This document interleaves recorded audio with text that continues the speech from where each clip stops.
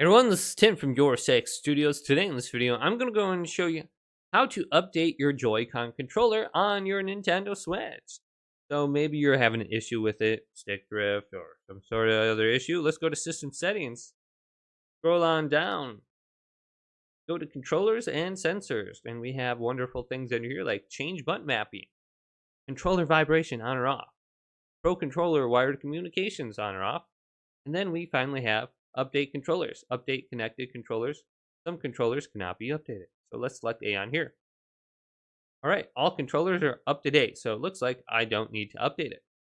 So you can just check and verify if you have the latest software for your controllers, and you should be good to go or not.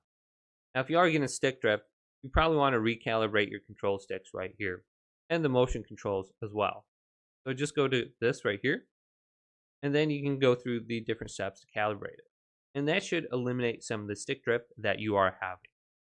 Well, hopefully this quick little video did indeed help you out. Leave it a big thumbs up and subscribe to my channel down below for more checkout videos coming up next on YourSixGaming Studios.